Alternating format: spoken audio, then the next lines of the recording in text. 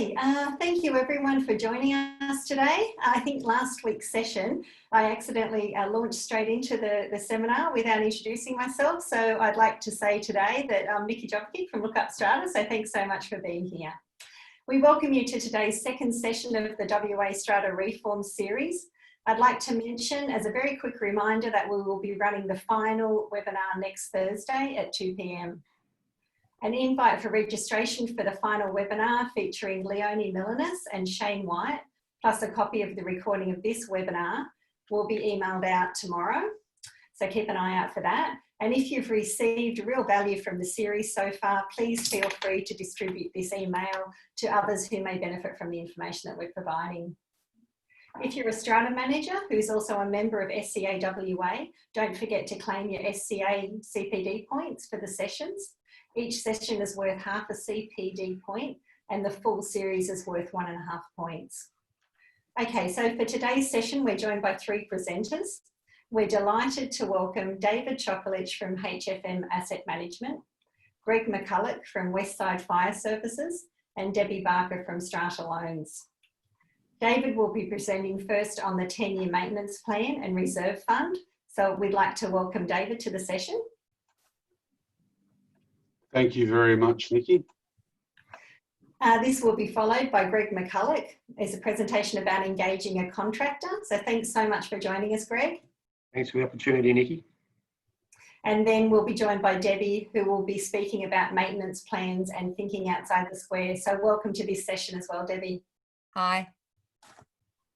Before we begin, I'd like to mention that the information contained in this session, including the discussions that arise from the submitted questions, is not legal advice and should not be relied upon as legal advice. You should seek independent advice before acting on the information contained in this session. During the presentations, I'll be moderating in the chat, so be sure to say hi, and I'll collect any questions to be discussed at the end of the sessions, time permitting. If you would like to participate in the chat, just click on the drop down directly above your comment and select the option all panelists and attendees so that everyone can see your comments.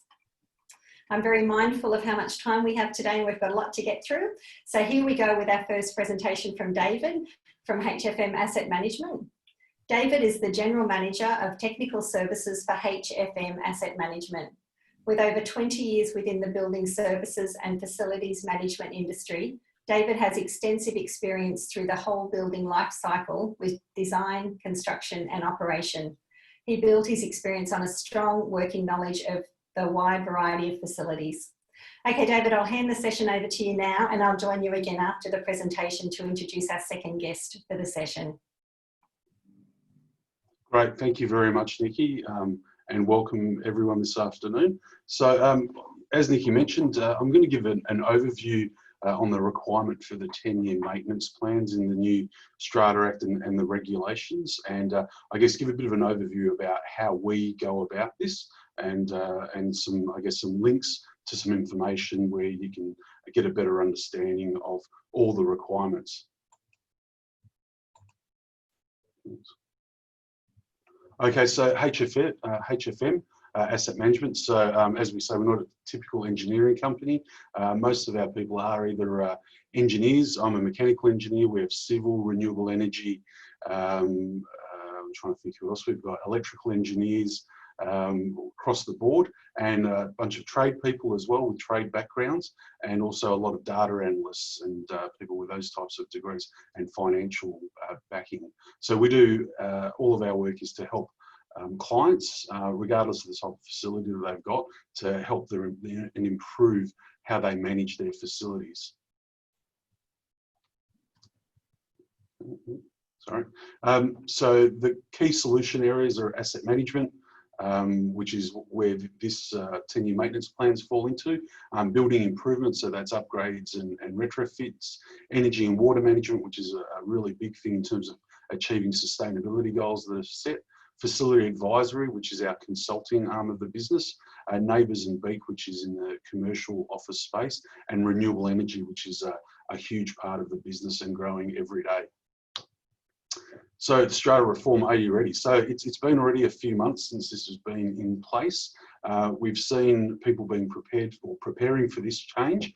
Since 2017, we were quoting some of these maintenance plans, and I got a purchase order the other day for one that I quoted in 2017, and I completely forgot about it.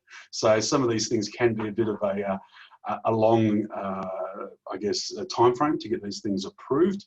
But we are seeing now, I just mentioned chatting to the rest of the panelists before, in the last 8 months, we've quoted probably about 300 to 320 different maintenance plans around Perth. So there are a lot of people that are starting to look at this and trying to understand what their requirements are and how to get this done. So hopefully this presentation will give you a bit more of an overview of that.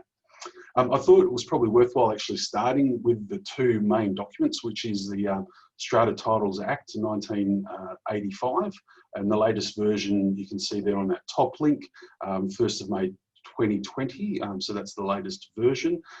So that's the one that you should be looking at. They have been updated over time, but if you go to that link, which is the government website for regulations, you can find any of them. And the second one is obviously the new regulations of 2019, and the latest version of that is 1st of July. So really important, and I encourage everyone that needs to undertake these maintenance plans to understand what those regulations say and work your way out and through them. So what do the regulations say? There's a whole heap of words here, and I basically just copied the key paragraphs out of the actual regulations and highlighted what I thought were the key aspects for you to think about. Really, it says that any strata scheme that's more than 10 lots or has a value of over $5 million needs to have some sort of maintenance plan. So we've seen schemes that are 4 units, but they're on the river somewhere, so they're worth over more than $5 million. They need to do it. And we've seen others that are just a 10 lot single survey strata, single story with a common driveway that need to do these as well. And then we've seen the 150, 200 lot sites that also need to do them.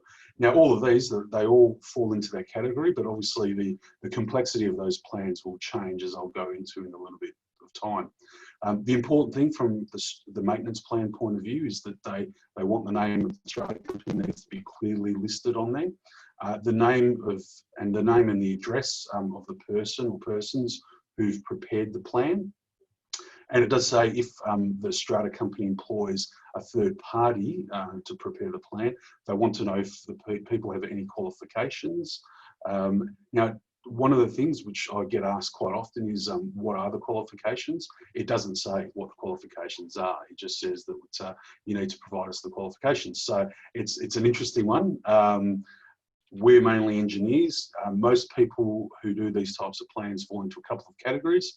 We have engineers like ourselves in our company. We have other companies that are quantity surveyors. We have other people that are builders. So there is a real mix and match. So sometimes when you're reviewing quotes from the various organisations, you may see a difference because they've actually got different people with different skill sets that are doing these plans. So hence why they make a difference in price.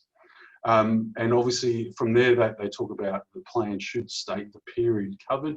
Obviously these are all 10-year plans. We have had a few clients requesting longer term plans, particularly ones that are in newer buildings, because we tend to find most building services items generally have a 15 to 20 year life cycle. So things like maybe intercoms, lifts, electrical services.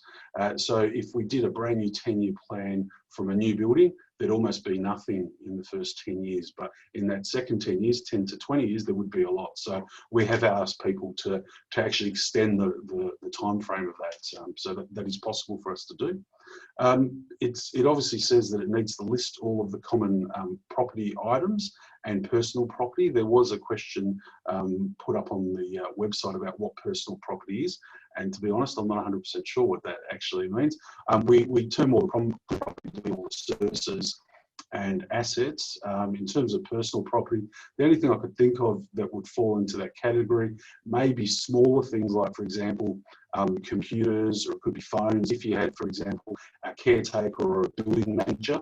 So those types of things that might be sort of more movable objects that someone might have and is owned by the strata company. And the last item, they're very keen on the report talking about the condition of the various assets. So what are the parts that make up the assets? So I think, from memory, there's about 32 of these things. So in part 76 in the regulation, so item number 2 there, it goes from A, roofs and gutters, and we'll scroll through them quickly right up to ZH of all the different things. The list is pretty extensive. I think whoever's done them did a fairly good job. Sort of all slightly out of order, but that's just me as an engineer looking at those things. But you know, you would expect that there's going to be a comment about the roof and gutters, what their condition is, and how much money you need to spend over the period, over that 10-year period. So each one of those items should be able to be addressed. We've set up our reports to actually mirror that because that's what people want to see. So they want to make sure that each one of those 30-odd items are addressed, and so we've actually formatted our reports. So you'll see, yeah, that's A to Q on that page. And on this second page, we have R to ZH. So everything from, they've listed things like ventilation, fire services, air conditioning, you know, building ancillary structures. So that might be, I guess, if you had a maybe something like a hut outside the pool, or maybe some sort of storeroom in the gardens, those types of things. Utility contributes to services, that's often quite an important one.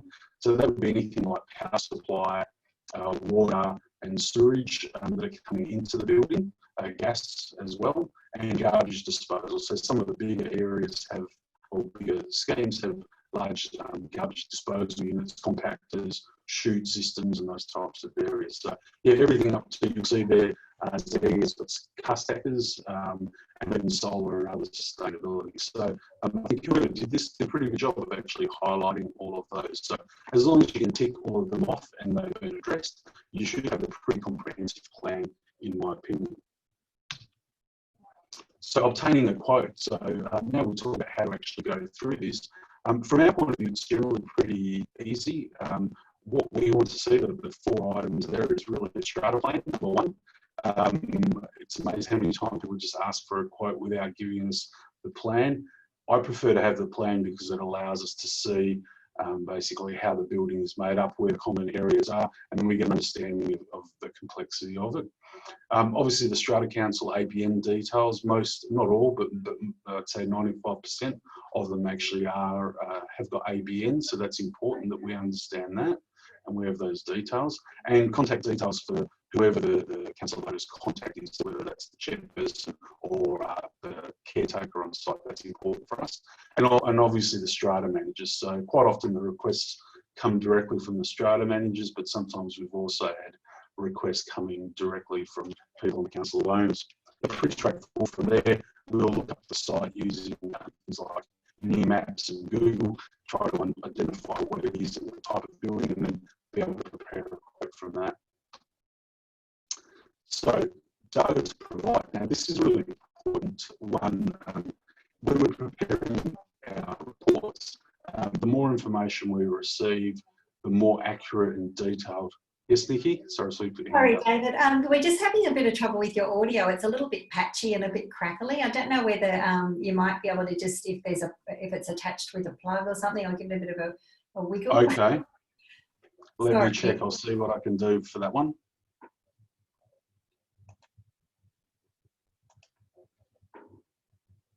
Just bear with me. Thanks, everyone. If we could just, yeah, there, but have a look at the slide that David has up on the screen at the moment, and hopefully we'll get this sorted.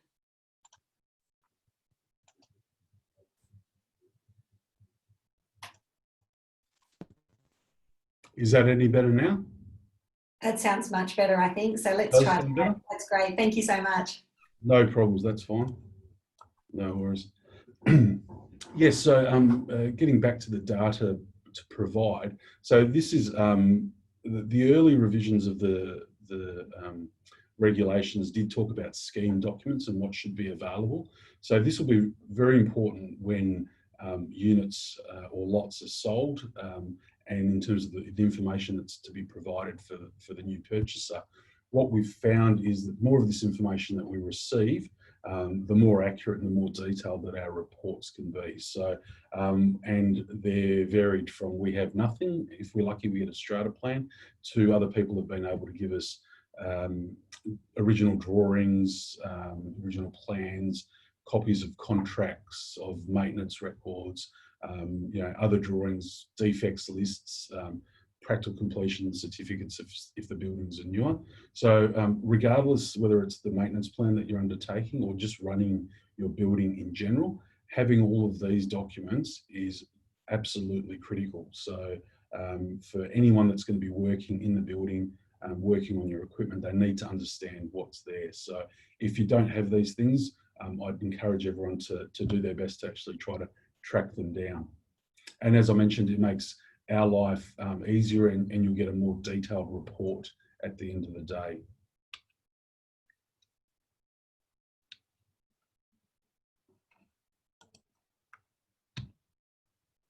Okay, so conducting the site inspection, a really important part of it.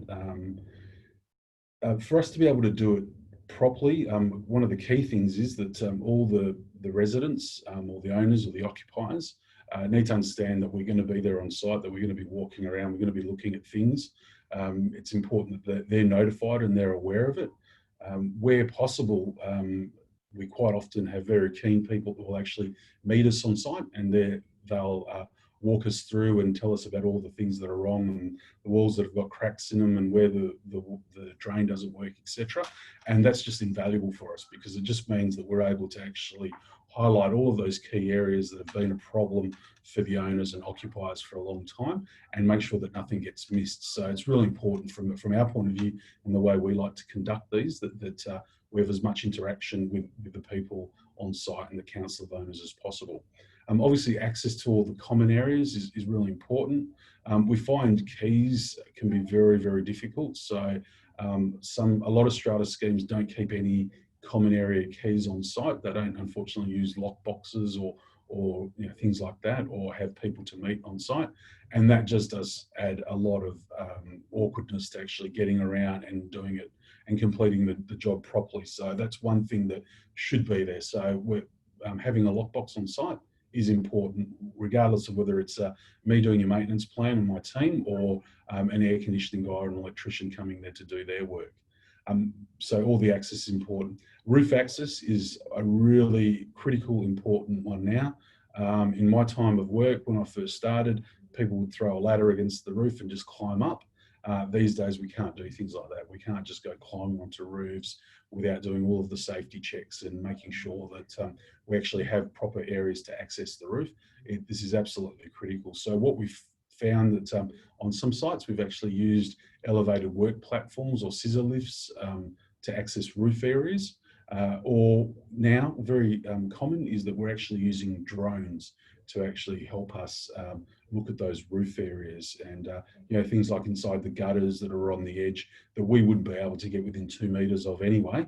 They've been really, really handy. So that's something we always have as an optional extra, I guess, but something that I highly recommend that people do. And they're not that expensive to get those drones and get that footage. And we always pass the footage on to people to make sure that they've got them. And it's good to be able to compare them in the future. If you have any of your maintenance contractors, so if you have a standard, plumber, electrician, etc., that does a lot of work on your property, having them there at the time of us doing our inspections, or whoever's doing the inspections, can be a great help. So they're always very quick to tell us what they think is wrong and what needs to be done. And so the more of that information that we obtain, the better our assessment and report can be and more detailed. So what do you end up with once we've actually created these reports? Well, the first thing is that we should have some sort of asset register. I've just taken one from one of our recent reports, which was quite a big one, if I remember, and it lists all of the assets. So you'll see there and this is just an example. We talk about the soffit on Unit 1, and its condition was poor and it needs some replacement, and when does it need to be replaced? So this report was done last year, so it was pretty much immediate. And then as you work your way down, you'll see there'll be things that might be in fair condition, or they might be in good condition, and so obviously the estimated remaining life gets pushed out for those things. So at the end of the day, once you have a maintenance plan, you should have an asset register. So this is really important, that this is one of the outputs, or one of the things that you receive for when a maintenance plan has been prepared. So because once you have this, it's very easy to manage. So what we would typically do is, once we finish with it, ours has a lot of smarts in there in terms of calculations and other bits and pieces.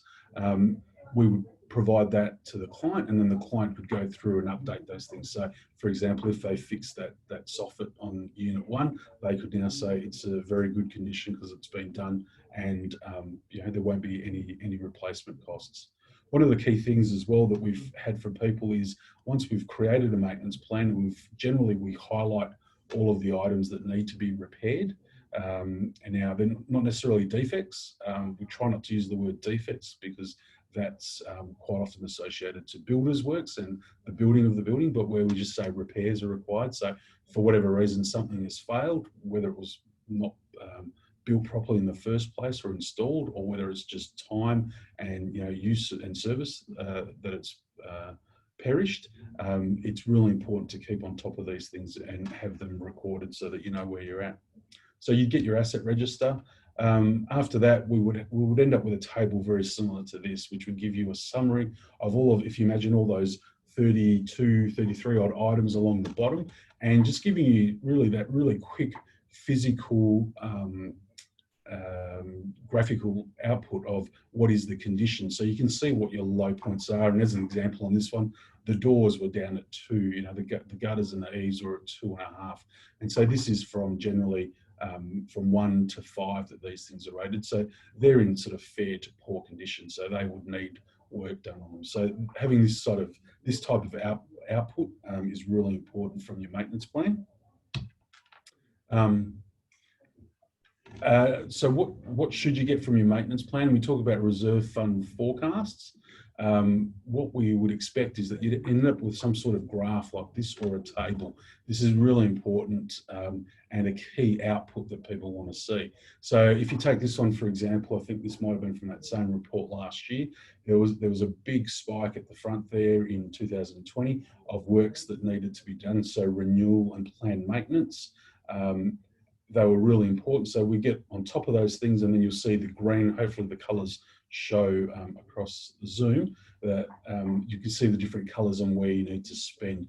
What we also very much work on is also not just the renewal, which a lot of other people will do, but also your planned maintenance. So what are the costs, for example, of maintaining your fire systems on site? So whether there might be some hydrants, or there might be a few extinguishers in the common areas, those things need to be maintained. They should come in here as well, because they're things that, from a maintenance plan, that are important. So things that we often see, fire systems, a lot of people miss them, which is really very unfortunate.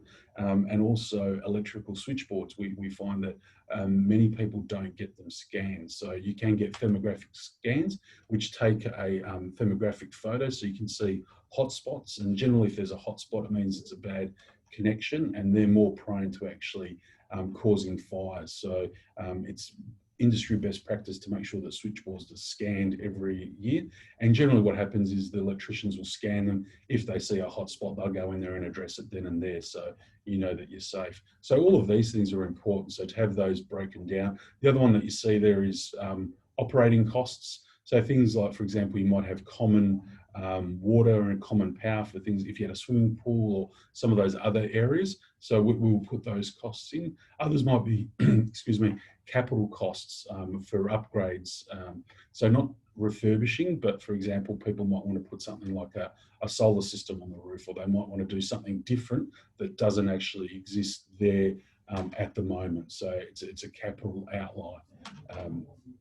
So very important that you have something like this, which gives you an understanding of what funding you need to actually allow for moving forward. And there are a few calculators that exist out there, and no doubt your Strata Manager can provide them about how you go about collecting those and how much money should be put into those things on an annual basis. So that's also another key thing that people concern themselves with. But Strata Managers are generally a very good source of assistance there.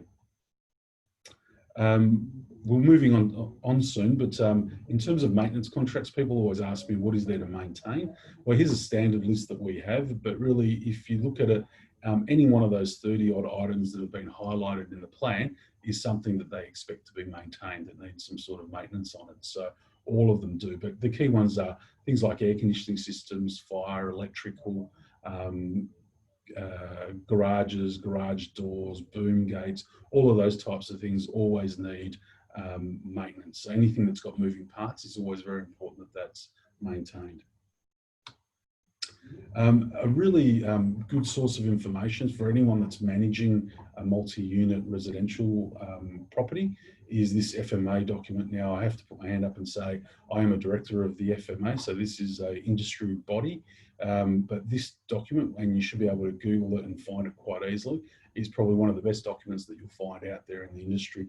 And it's a bit dated now, it's probably from 2012, but it talks about all the different states. So across Australia, obviously there's been some updates to the strata, but it tells you about how to set up your maintenance plan, how things need to be managed, and where you go moving forward. So I'd highly recommend that as a source of information for anyone that's involved in a multi-unit residential type of property. That's it for now, Nikki. So unless you want me to answer some questions now or later. We might jump to Greg now. David, thank you so much for that presentation. We definitely will be hearing from you because we've got a whole host of questions. That's fine, not a problem. So that would be great. And can I just confirm, will we be able to share the slides as well with the audience? Is that something that we can do? Or yeah, absolutely. I'll make a PDF copy available, and it's got my contact details on this, so I'm more than happy to provide that. Excellent, that would be great. There's quite a bit of information in some of the slides, so it would be really great for people to have a good look at that. So thank you so much. Yeah, thanks, David, and we'll be coming back to you later on in the session. Thank you. Okay, moving on now. Our second presentation is with Greg McCulloch from Westside Fire Services. Greg is the General Manager of Westside Fire Services. He has over 30 years experience in the manufacture, installation and maintenance of fire systems to the Australian and international construction industry. For many years, Greg has worked with key suppliers to improve the technical knowledge of the fire industry. He's now focused on educating the wider community to improve fire safety awareness. Greg is also a regular contributor to the LookUpStrata website with articles and Q&A responses. And we thank you for your contributions to the blog. And I'm sure that most of the people that are here today would be familiar with your content that you provide to the site. So thanks very much for that, Greg. Thanks, Nikki. And yeah, I'll leave you to present. Okay, so the screen sharing's all good? It is, it looks great, thank you. The audio is okay? Yeah, it sounds good. Good, okay. So just wanted to spend a few minutes talking about how to engage a contractor. And so when I say contractor, I mean a maintenance contractor.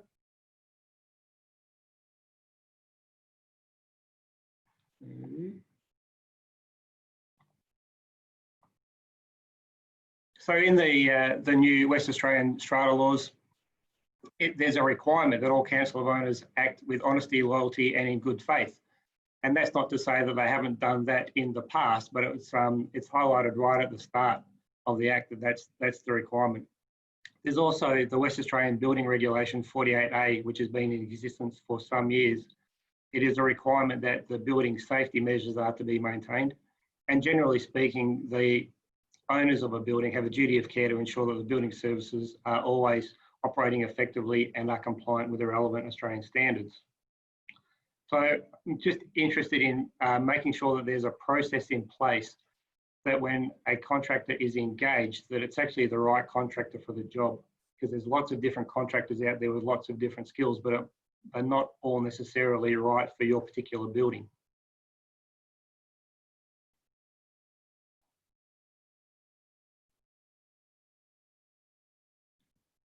So a significant portion of the strata company's budget is allocated to repairs and maintenance. So suggesting that to gain greater control of the budget, is that the Council of Owners should nominate and train a responsible person to oversee all the matters relating to each of the major building services. So even if you have a Strata Manager that coordinates the work, still would recommend that somebody on the premises actually has a good understanding of all the building services. At the end of the day, it's your money, so it's in your best interest to get involved and have an understanding about what's going on. So with larger strata schemes is what we're really focused on. They have lots of different building services, as David just highlighted in his presentation. There's all sorts of different things that need to be maintained, but the big ones are your lifts, your air conditioning, plumbing, electrical, security, and also the fire systems.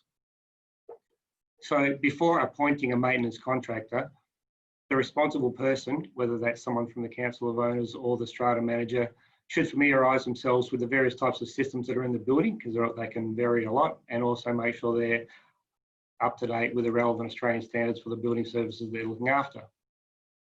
If you're actively engaged in the management of the building services, then you're more likely to gain control over your budget. So quite often we see that a trade will pass over an invoice with not much detail on there, and it's really hard to make a determination unless you know something about the systems, whether you're getting fair value or not. If you understand the systems, then you should be able to look at the invoice and say, yep, that looks about right. So the traditional method of engaging a contractor, it's all about the dollars. However the prices are called, comes in, whoever's the lowest price, they're the people that generally get engaged, and then away you go. And it's only when the work actually starts on site whether you can gauge if the contractor that's doing the work is competent or not. And that can lead to trouble, because that can go on for some times where you have a technician coming out to a building and they could be taking hours and hours and hours to fix a fault, which a more competent person or someone that knows about the system might only take an hour to fix. But it's the building owners that are paying the bill because they've got the wrong person on the job.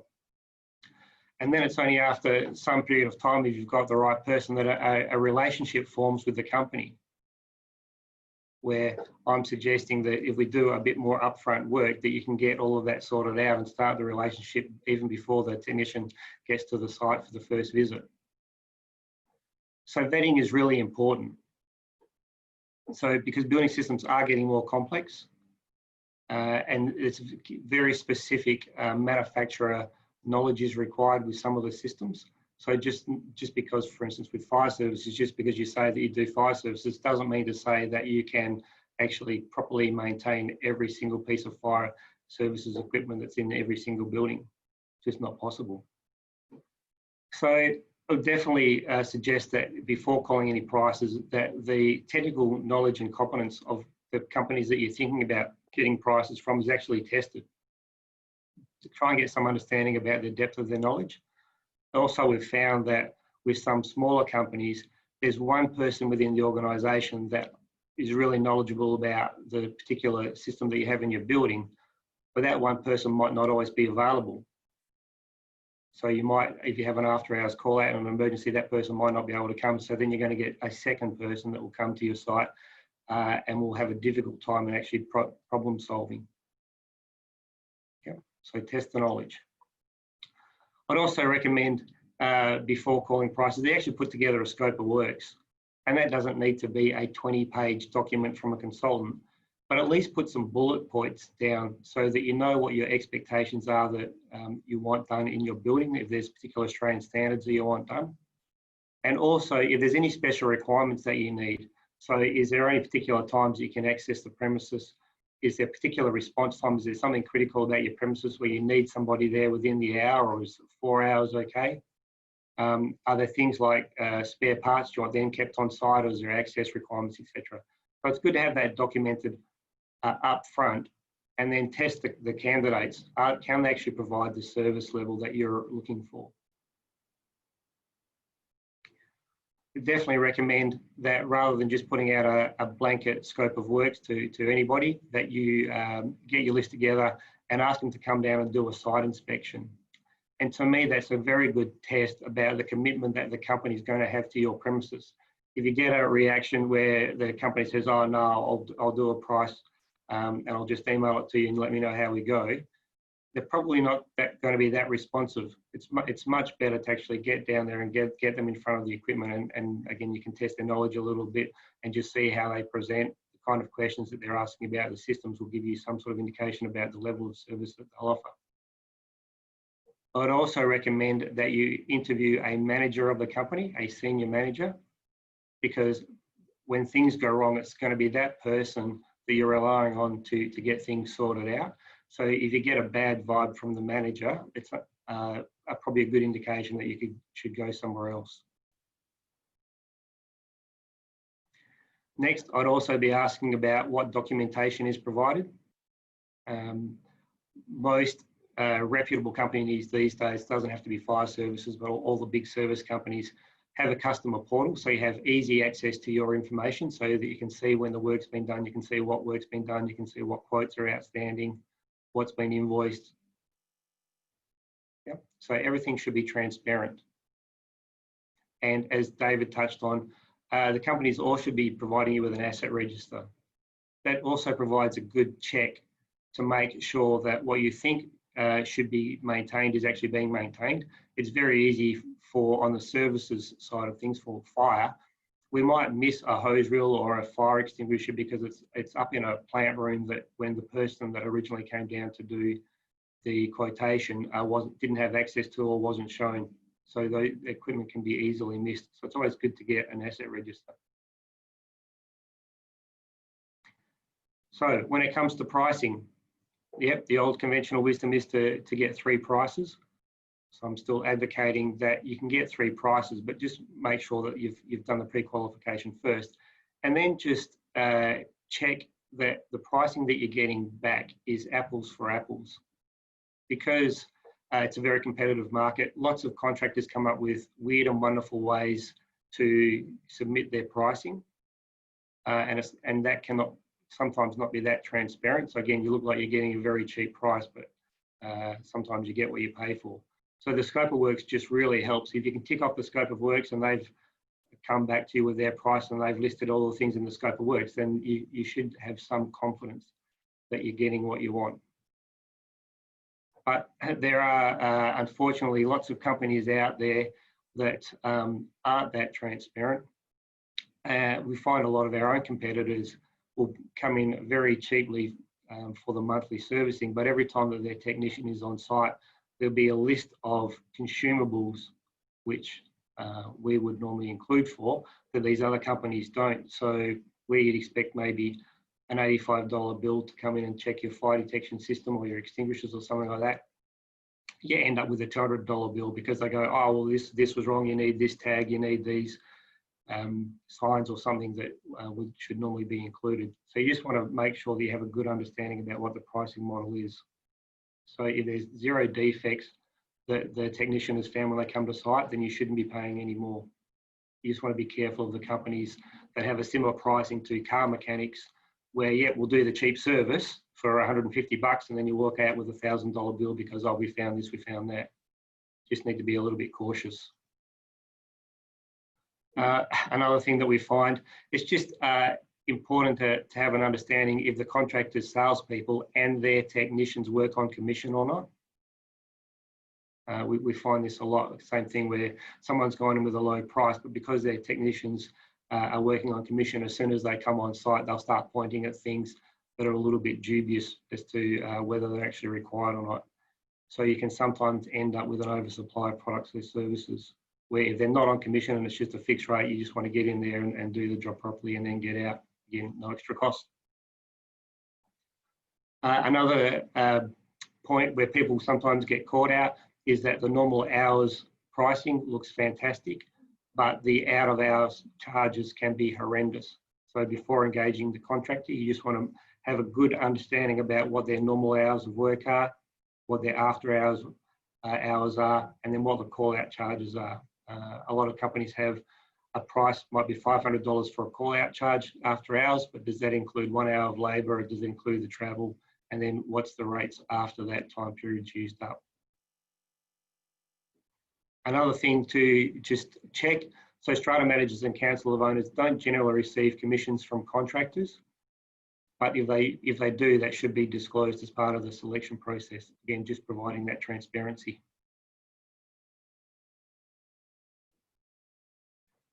So most maintenance contractors are only providing pricing that covers mandatory pricing. So with fire services, we have monthly inspections that we need to do on some equipment. Sometimes there's 6 monthly inspections, etc. You need to find out what happens if you have a breakdown. A lot of gear breaks down in the middle of the night. So I would recommend that you use the incumbent if you have any urgent situations, and just hopefully you've got that good relationship with them, that the price that they charge you is fair and reasonable. Okay, if you don't have that good working relationship, you can be open to abuse in emergency situations. Okay, for major upgrades, first of all, if I was a building owner, I'd want to know who has determined the need for the work to be done. Has that come from the maintenance contractor or from an outside party? And if you're a bit unsure, I would recommend getting an industry consultant like HFM involved to come out and have a look at what has been requested to be done and whether the solution that has been provided is actually the best solution for the building. A lot of maintenance contractors will just price a like-for-like replacement, where because technology's moved on, you might actually be better changing the system that you have to a more modern system that might provide better building functionality and also provide you a lower cost long term. So if you've got some major projects that you need to undertake, same thing, get your scope of works out there and go to 3 suitable contractors. You're not necessarily locked into the maintenance contractor for doing major upgrades. Okay, and the relationship, so that's something that I'm really big on. That there should be a relationship between the Strata Manager, the Council of Owners, and also the contractors that you have on site. It shouldn't just be a case where the Council of Owners might see a technician pop in and do their work once a month, and then they get the invoice and they pay the invoice, and that's the end of it. All of the contractors for all of the building services should just feel part of the team for that building, that you want to make the building as safe and as comfortable for all the occupants. It's also important that the relationship, there's a two-way relationship happening. As David said, he gets frustrated sometimes with getting access just to do his maintenance plans because there's no keys available or the occupants aren't there. So that happens with us a lot as well. You know, we're trying our best to do a good job.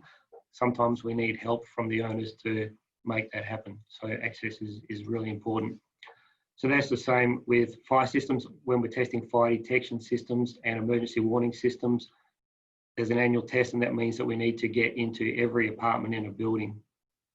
And that can be really difficult, particularly on larger schemes, to try and make sure that the owners can stay. And that might mean that they miss a whole morning of work or something waiting for our technicians to come around.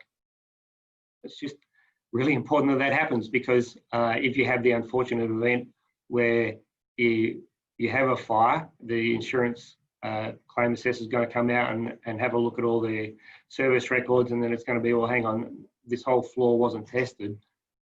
Please explain. So from an owner's point of view, you don't want to be in a position saying, oh, yeah, sorry, I had to go to work. I couldn't be around here. If, you know, if I had been there, the technician would have tested the system and known that it hadn't have worked. Yep. And from a contractor's point of view, we're trying to do the right thing. You've paid us to do the job. We want to do the job. We just don't want to be in a position of explaining to the insurer, well, sorry, we just didn't get to do it because we couldn't get access. Yep. So it's important that there's communication and that we're trying to help each other. So same thing with this relationship. If you have a responsible person from the Council of Owners, they should be proactive in the building and provide an education program for all of the occupants, just so that they know what the different building systems that they've got there, how they operate, what the maintenance requirements are, and what some of the common faults are. Because that can actually highlight, because the occupants are obviously in the building all of the time, where the maintenance contractor might only be there once every month or once every 6 months. If the occupants see something unusual, or if they hear a funny knocking sound, you know, it might be coming from the air conditioner, if you get onto it earlier, it most likely means that the repair cost will be lower, rather than waiting for 6 months and you know, the damage might be getting worse in your air conditioning system, you're up for a bigger bill, then if one of the occupants had have raised their hand and just said, oh, hang on, we might have an issue, come and have a look at it. Okay, so the strata managers and the council of owners are responsible for managing all of the contractors. Yep, and just because you've got lots of technical systems in the building, it shouldn't be a barrier for non-industry people not getting value for money. You just need to put in a bit of time to reading and educating yourself about what systems you have. And you should be able to get plenty of help from your either existing contractors or go and test the market. There should be plenty of people willing to help you, to come out, to show you around, to show you how your systems work, to show what's required. And at the end of the day, if there's something comes up and you're not happy with the contractor's performance, then you're quite within your right to go out and obtain a second opinion. Just go and check. Don't be held to ransom. There's plenty of help out there from responsible companies. So just to finish off, to wrap all that up, we've put together a little checklist for council of owners and strata managers. So this can be used not just for fire systems, but for any building services. So it's a little checklist there. So have they got the technical capabilities? How is their pricing looking? What's their relationship, right? And then you can do some ratings. So if you did call for 3 prices, you could fill in 3 of these cards and then show why you've chosen to select the contractor that you have. Again, that just provides a little bit of transparency within the council of owners and also to the other building occupiers. Thanks for listening. Thank you so much for that presentation, Craig. And once again, we've got questions for you. Some came in via email and we've also had a few that have been asked there. So I know we're running really late on time, but we'll try and get to at least some of them at the end of the session. Sure. Thank you. Okay, moving along, I'd like to introduce Debbie Barker from StrataLoans. With extensive experience in strata financing, Debbie has an intimate understanding of strata living, plus the differing legislations across all of the states. She's a very passionate and motivated business professional, and since being introduced to the strata management industry over 12 years ago, she has excelled in helping owners, corporations and bodies corporate find financial solutions to meet the needs of their owners. Thanks, Debbie. I'll hand it over to you now, ready for your presentation. Thank you. Well, this is very interesting. I feel very honoured to be with such good information from the other guys. I hope my information is as good. I seem to have skipped one already. Good at that. So maintenance, I'm talking about maintenance funds and thinking outside the square now. Maintenance funds and reserve funds and sinking funds have been around forever. Basically, they're all the same and they're allowing quarterly contributions via levies. Now, with the new reforms and the Regulation 76 now requires a 10-year maintenance plan for designated companies. And a designated company is described as a strata scheme with a building replacement cost of 5 million, a survey strata scheme with a replacement cost of improvements of common property being more than 5 million. And with this comes a mandatory sinking fund for large schemes, 10 lots or more with high building replacement costs. Maintenance plans do have to be reviewed and revised every 5 years and extended out to 10 years. Points to remember though, there are companies obviously like David's out there that do the forecasting for strata schemes. There are a number of them, and yes, please be wary. There are some very good ones and some very dodgy ones, but obviously this needs to be done. And these type of core companies can give you estimated costs for the maintenance repairs and the renewal replacements. But obviously doing this can open a can of worms. And if there's a large amount of work to do, this may affect your insurance and in some cases increase the cost of insurance. Funny enough, this week I actually had a strata manager ring me and ask me for some information for a building that had done their 10-year maintenance plan. The insurance company had reviewed it and said that unless they actually got some work done now rather than you know, in a while, they would end up having to, they wouldn't give them insurance. So again, be mindful of that when you're doing this, and check with your maintenance provider how to go and getting these works done urgently if required. It actually was a 270,000, which was, you know, quite a big chunk for them to actually go and look for right at this moment in time. What the reforms do mean, though, that there's greater clarity to strata companies to make improvements to their common property, not just maintaining it, but actually increasing the value of their asset. And that's what I think some of us forget, is that some of these works need to be done, obviously, to keep the building looking good, but also to make sure that when it comes to selling or reviewing it, that you actually get good value. While subject to the expenditure controls of the strata company, if the expenditure exceeds an amount provided in the regulations, the requirement of a special resolution of the strata company is required.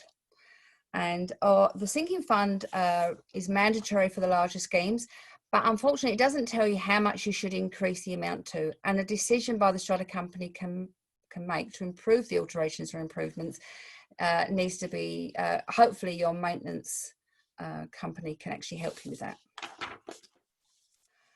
Maintenance funds are collected, so there are three ways to fund, there are three ways to fund projects. Maintenance funds are collecting quarterly over time in readiness for a project in the future. I would think most of you would probably already been starting to do this. This is money that an owner, unfortunately, though, will never recoup. And if they do, they'll never get it back if they decide to sell their property. Special levies, which I'm sure, again, most of you have discussed previously, agree upon at a meeting to collect over a short period of time for a project that needs to be completed now. This can be hard for owners who do not have the capability of finding a large amount of cash in a short period of time. Funding. Now, I call this a reverse maintenance fund because the works are done now and the cost doesn't increase while saving for it. It is paid back over a period of time. Now, obviously, the downfall is that there is interest involved, and it is an unsecured loan to the Strata Corporation, which means that your rates are going to be higher than your average mortgage. But a way to look at this is that it allows the individual to stay in have that holiday, or to buy that car that they planned for, as the individual does not have, it doesn't impede on their personal debt. It's also cost that stays with the lot, not the owners. So if someone sells, the debt is not carried with you to the next property, which actually in the long run means that there is less interest paid. Obviously, though, it's like moving on without me. Obviously, though, there is, if you've got cash in your account, then certainly use that money, because as we all know, the interest, you're not getting very much interest on it these days, and it's the cheapest form of funding the works. Now, looking outside the box, I think that's the key for all of us now, because now it allows us to do more works to the property a lot easier. I'd just like to show you a couple of buildings that have done things that are very simple, but have totally changed the appearance and giving them a lot more clarity of their building. This is a little one that I had in Coffs Harbour. They didn't actually spend an awful lot. It's only a 3-block 10 unit, but they basically gave it a render and a lick of paint, and it went from the 1970s into the 2020. The funniest thing about this particular corporation is that they came to me with the pictures to show me how great it was, which was fantastic. They also were so excited that they're now looking to do other works and coming back to me next year. The other good thing about this was that they were already paying into a sinking fund, and because the works weren't overly expensive, they didn't actually have to increase their quarterly amount, and again, we're very pleased with the results. This is another one that I also wanted to show you, because again, with the ability now to think outside the square, I've had buildings that have looked at adding units to the above their properties, to obviously increase the value of their own units. I've had corporations that have used existing common property to build townhouses. It's very interesting how some people think outside the square. This is another one. It did take them a few years. It's right on the beach, but it was built in the 60s. And as you can see, their balconies are very tiny, or were very tiny. And basically, when I went to the building, with my hard hat and looked at them, you could have just stood out there. You couldn't put chairs or tables. Whereas if you look in the after, they've actually got balconies now that can have tables with 6 chairs. I've got some with deck chairs on. And also they had common property on the 2nd level, which was a second car park. And they've made that now into a restaurant. And what they're going to do is they're going to sell that to obviously to somebody eventually when it's finished, and with those proceeds pay out the debt. So they've got a brand new building that looks fantastic, and they haven't got to fork out too much of their own money, which I think is a fantastic way to look at things. One of the guys there, he owns 2 in the building. He said he's had his property valued and it's increased 20% of the value, so pretty good going. Just very quickly, just so that you understand why, obviously I'm going to suggest funding because that's what I do, but there are different ways of doing it. But for you to understand why use funding, well, basically the works are done now. You haven't got to wait. The prices aren't going to increase whilst you're saving for it. It's paid back over a period of time. So again, you can work it in with the existing levies, or hopefully not to increase too much, but still get the benefits of that extra work. It does not impede on individuals' debt. It's an unsecured loan to the Strata Corporation, which means that the cost stays with the lot, not the owner. Hopefully I've given you some interesting things to think about, and have a great day. Thanks.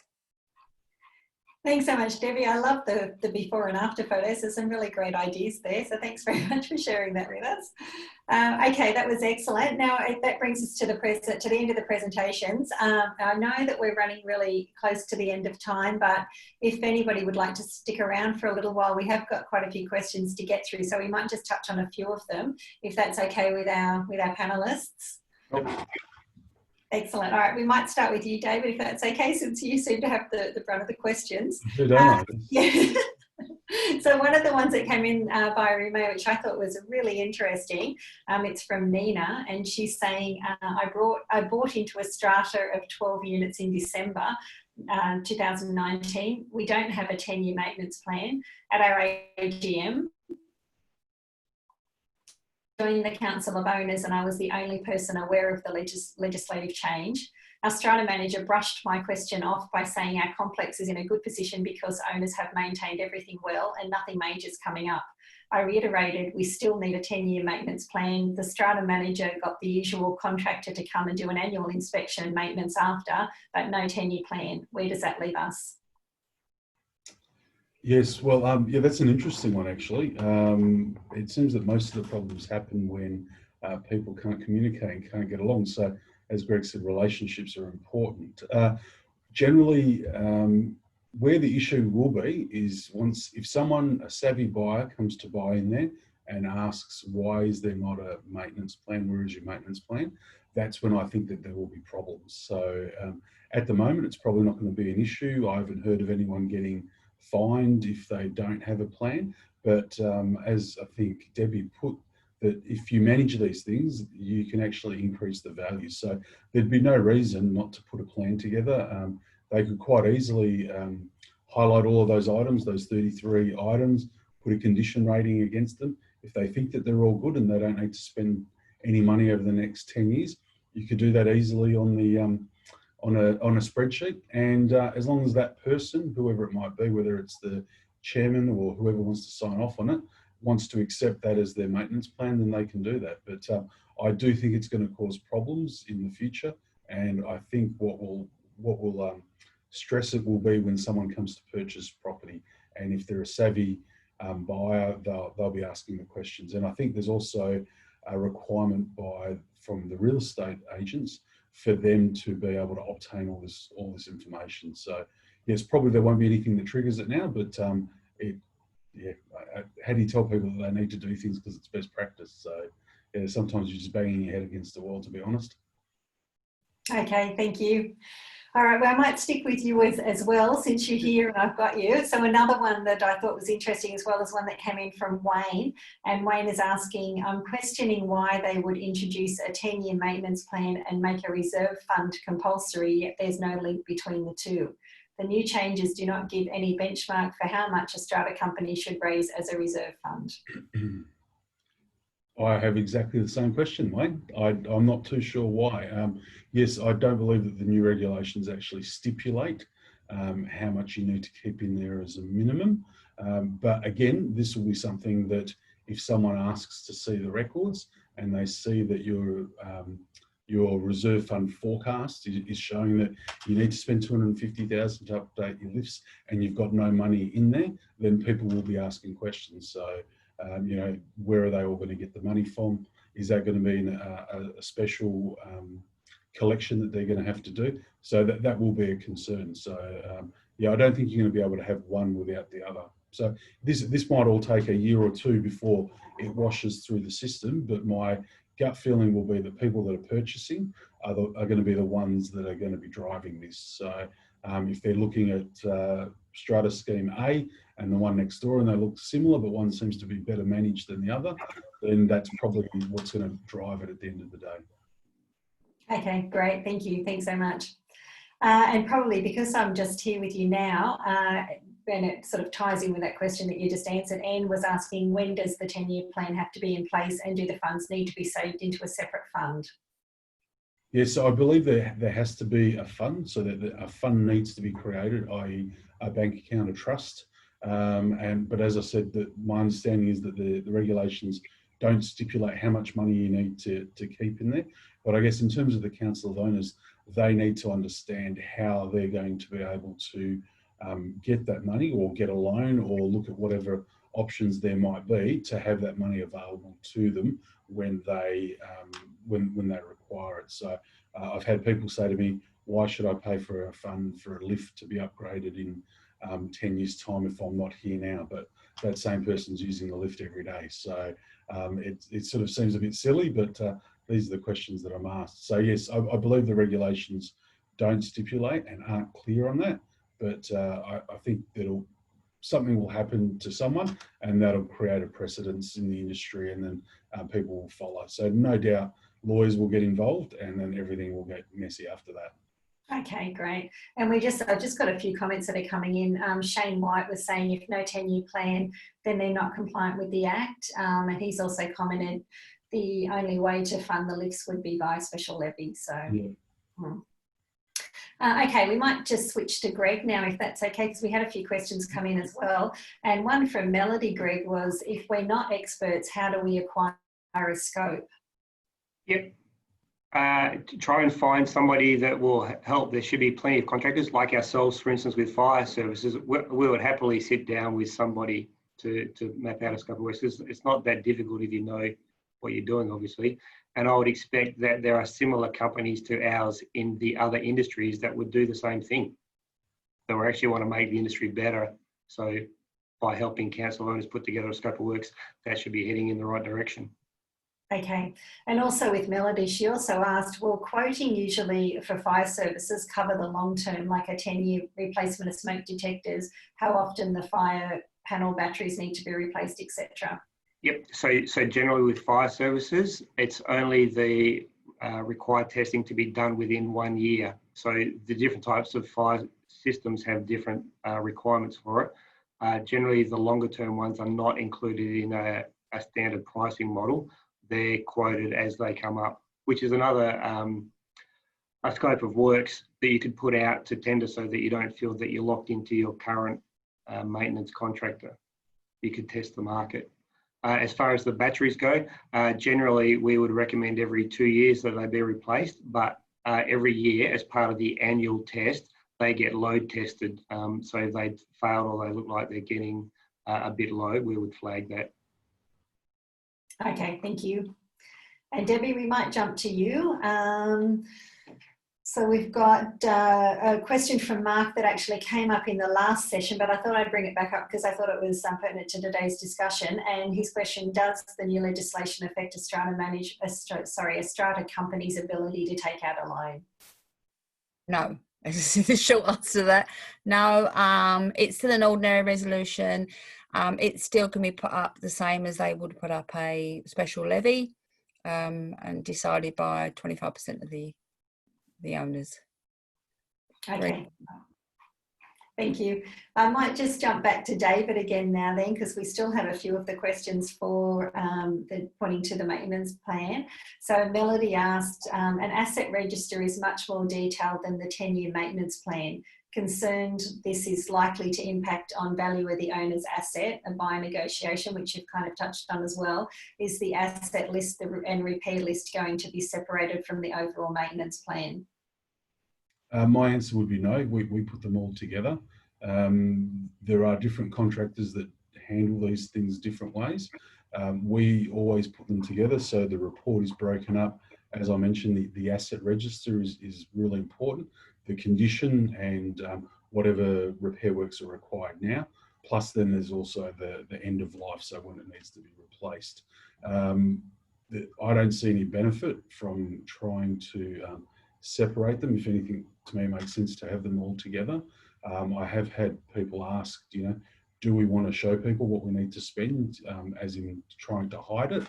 And I wouldn't recommend that, and I don't think that's a very good way forward. So, for example, people have asked me not to include reports on the condition of the roof and those types of things because they know they need to be spent. So to me, I have a duty of care when I'm engaged to do something, so I need to do it to the best of my ability. So to me, it all should be included. The more information, the better. And you really can't put a plan together if you don't have that asset register. You need that asset register to understand what it is that needs to be maintained. Okay, we've had another question on the asset register, and it's a question from Stephanie saying, when the 10-year maintenance plan is being made, is it necessary to make an inventory of all assets? And if so, does this inventory need to be made by another party separate to the one making the 10-year maintenance plan? No, not necessarily. We create them ourselves. If the Council of Owners have an older version or some sort of version or anything, we'd happily take that as it assists. What you'll tend to find is that the newer schemes that are multi-storey, have lifts, might have pools and common areas and gyms and those sorts of things, will have a lot more common services and car park ventilation, etc. So the more complex the service, generally they'll be documented, so they should be operating and maintenance manuals that were given at the time of completion. So anything that you can do to help the person writing the maintenance plan would be greatly appreciated, and it will just make it that much more accurate. So we would typically, for example, if we're going to a larger site, we would get the contact details for all of the maintenance contractors, and we would ask them what asset registers they have, and then build off them and build a final one, basically. Okay, and just another quick one, Paul was asking, could someone please clarify what is personal property with respect to the 10-year plan as opposed to common property, which is easily identifiable? I think I already said I don't really know what the difference is, to be perfectly honest. I think that's a Shane White question, to be honest. I think it is actually. Shane's in there, so he might be able to help. Shane might answer that. I think that's a perfect question for him. Shane, if you'd like to chat, I can read it out. That would be great. Okay. And then, we've had quite a few questions come in about the amount of money in the reserve fund. So that's obviously something that people are concerned about. Well, I think, Nikki, what people need to understand is that if you're on the Council of Owners, and that is effectively a company that is running that site, and so you're directors on that, and as any other business that you're running, you need to manage your cash flow. So it's just part of the business that you're in. So you're owning one lot in however many lot scheme, that's just the way that it is. So it needs to be managed. So I think for a long time people haven't understood this. I think people have been on Council of Owners and not appreciated what their the risk is, I guess, about being on there and the decisions that they make. So if anything, I think this reform has, I guess, tried to clarify it for the most part for most people about what needs to be done. But to be fair, there's plenty of people, plenty of professionals in our industry across the board that can assist and get these things set up properly if they haven't been. Excellent. And I might just, I'll jump to Greg, if that's okay. Greg, just a quick one that came in about, you mentioned about getting access, and we've been asked by Maureen, can you force an owner to allow you access? What happens if you can provide, if you can prove that you tried to get access for, say, a fire inspection and they wouldn't allow you to go in, and then there was a fire? How would you address this? Or in the case of major water ingress due to old hoses, etc., and the owner denying access to access and attend? Yep, so we document everything. We document the original request, we document when our technician was on site, and we document where they couldn't get into. So yeah, for our own protection, we definitely leave a solid trail. But yeah, you can't force anyone to be home, and things happen to people. You know, they might have had the best intentions to be there, but they weren't. And it only becomes a problem if there's an incident. And then, but you can't turn the clock back. Yeah, it's really difficult for us because we get this all day, every day when we're out on jobs where we just can't get access. So yeah, we note it.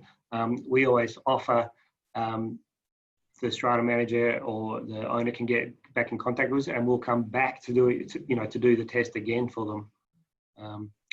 But disappointing how often that offer isn't taken up, because just people are busy doing other things and it's not a concern, and it's never going to happen to me. Yes, it must be so hard to orchestrate when you've got a large pool of people to try and get to as well. Yeah. But that's why we like the education point of view. Do you know what I mean? So it's not just, oh, this contractor. It's like, a responsible person at the building is going around telling people, oh, I've got this test coming up in a couple of weeks. Can you make sure you're home? Is there something else that we can sort out if you can't be there? Can you give your neighbour your key or something like that? That comes back to communication. Yep. And Shane has gotten back to us and said, if any property such as a lawnmower or pool cleaning equipment is owned by the Strata company, then it is also common property and should be part of the asset register. My interpretation of personal property is property owned by an owner. So that's where he's back to us, which is great. All right, well, we have gone over quite a bit. It's about 12 minutes past, so we might leave it there. So thank you so much to everybody who has attended the session, and thank you so much to Debbie and Greg and David